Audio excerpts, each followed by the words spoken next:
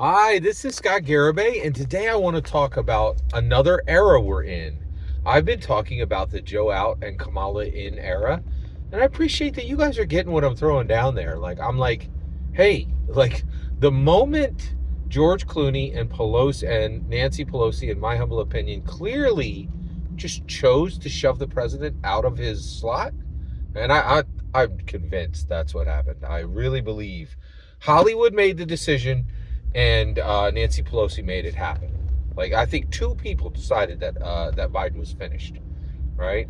And but this era, this unique era we're in, shows it's a silhouette of America, right? Joe Out, right? And one, what does that mean? It means that Hollywood can choose to shove a Democrat president out. They can't shove a Republican president out, but they have enough control in American politics to choose to say you're finished. So Hollywood decided you're out. I truly believe George Clooney decided Joe Biden was not appropriate. Just called up his pod, Save America friends, and then Nancy called him, because Nancy's got feelers all over, right? And she's like, "Oh, bet I got this handled, right? Like, I'll take care of it. Whatever you want, George, right? Like, you take care of your $1 billion tequila empire, and we'll take care of the rest, right?" And so I honestly like this, and it changed America. The other thing it did is, like, there's so many things that came out of this Joe. There's so many lessons that come out of this Joe Out Kamala era in. The other one is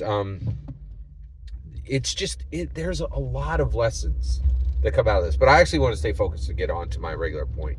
Here's the new era, all right, and it's in the title, the SNL Shane Gillis redemption arc. That's where we are now. Okay, I think Lorne Michaels, brilliant man. We're in season 50 of Saturday Night Live, right? Oh, and of course, so how do you know Saturday Night Live has arrived? Hollywood's making a movie about it. It's literally coming out this coming week. Saturday Night Live, right? Like, it's literally the story, right? So it's really fascinating. And so Lorne Michaels tried to hire Shane Gillis. Shane Gillis is an absolute rock star, right-wing comedian, and that's almost an oxymoron, because usually like Rob Schneider, he's not funny, right? Like, he's right-wing, but he ain't funny, right? Adam Sandler don't care and is going to keep booking him, right? But nobody else is hiring that guy, right? But Shane Gillis is a legit, full-on, stadium-rocking, capable comedian who is extremely right-wing, right? And Lorne Michaels was like, we need this guy, and hired him for a single day. And then they were like, oh, we found some, bad jokes he made on a podcast, and now he's out, right? And I think now, a couple years later, Lorne Michaels is looking at that and going, oh my gosh, we don't, the only people we have laughing at us are left, Pod Save America fans, right? Just the most absolute dyed-in-the-wool, hummus-eating, electric car driving, Birkenstock liberals, right? Like, and that ain't cool. Like, we can't, like, Republicans like to laugh too. We have to get some right-wing support, right? And so I think this year, in year 50, Lorne Michaels came for the Republican laughter, right? And they absolutely savaged Kamala Harris. Made far more fun of her than they did Donald Trump, right? Donald Trump so the opening skit, right, is Maya Rudolph coming back, crushing it as Kamala Harris. Just got it nailed to the wall. Absolute perfect impression, and funny as all get out. I've always thought Maya Rudolph was an immense talent. She is worth her weight in gold. She is really, really funny, and she's perfectly cast as Kamala Harris, right? And they just savaged her. I've never seen anything like it. They savaged her, like, just tore her apart from start to finish on the opening credits. And this is the first time I've ever seen SNL, which has a completely liberal writing room up to this point. But now I really think things are changing. Or Lorne Michaels walked in and goes, listen, You give me another liberal joke and you're out, right? I like, hey, I know you love your liberal, whatever's, right? And I know we're in New York City and I know we're like second Hollywood, but I got to get a Republican laugh. I need Republicans laughing at this show, and we need Republican viewers. So I don't want another. You do not give me another, repeated, tired joke about Donald Trump. I want you to go to town on Kamala Harris. And they did, right? Like, they were like, oh, yeah, you know what? I like my job. I get paid a lot of money to sit here and eat snacks and do a couple of little ideas.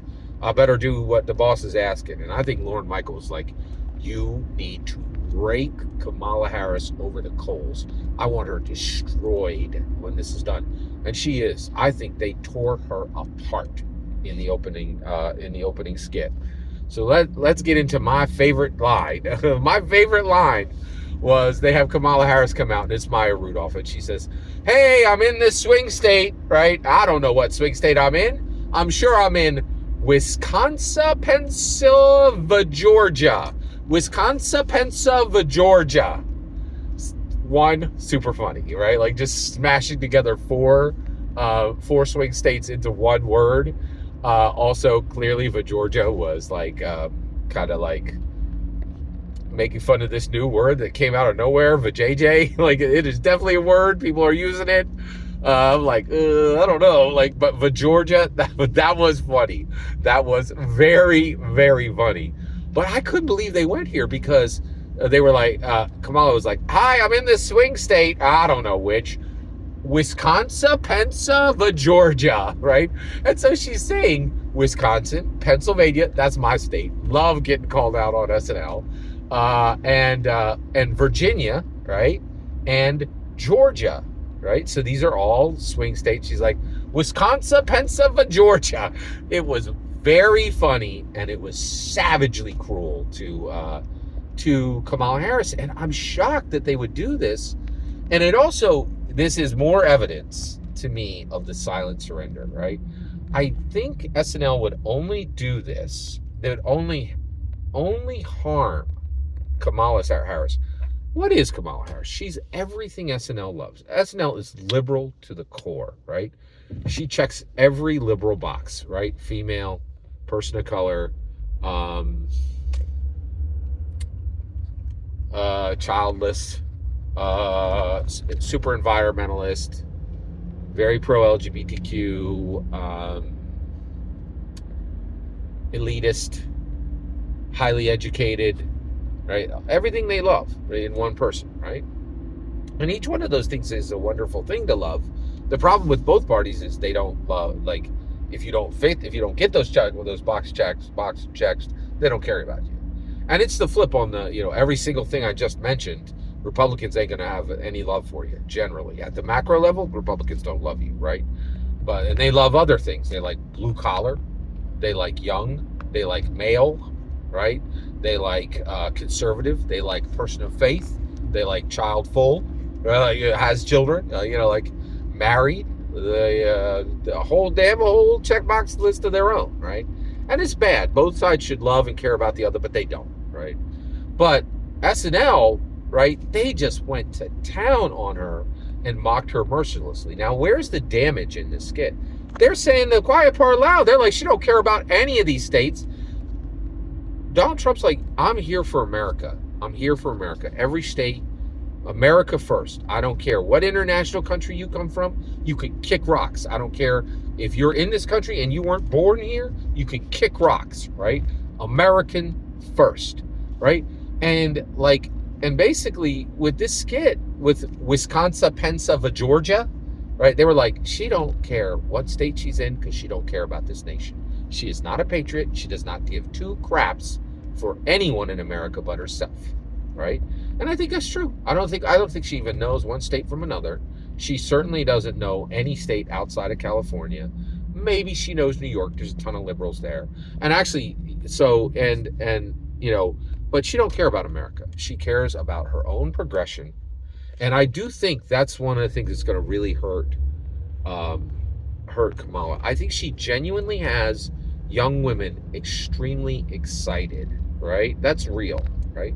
But not enough to vote, enough to talk, enough to maybe give money, enough to maybe like talk to some friends about it, say some good things, but not enough to get out and vote. Young people do not vote, right? And I'll tell you right now, like the Democrats going back to this age-old like well that is always dry. This time, young people are going to vote. No, they are not. No, they are not. Young people do not vote. Okay.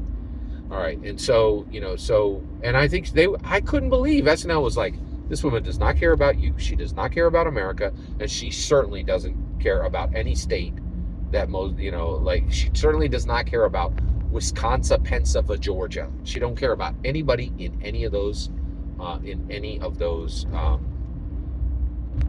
states. Also, I just recently saw a political ad where she said flat out of her mouth, I do not support fracking, right? Like, you're like, fracking is a big, big deal in Pennsylvania. We love fracking. Slurp that oil out of the ground. I drink your milkshake, right? And I'll tell you right now, I don't think Kamala's going to get a single vote here, man. We're like, you tell us we can't suck the oil out of the ground right beneath our feet? You can kick rocks. And she said it dead on, right? Like, I do not support fracking, right? Like, that means you don't support Pennsylvania, right? Like, I was shocked. I really was shocked that SNL rolled this hard on Kamala Harris. It was stunning. Every single word you just heard is my humble opinion. The important part is when I get to hear your humble opinion when you get in the comments and send your traffic. Please consider subscribing, and have a fetch millennium.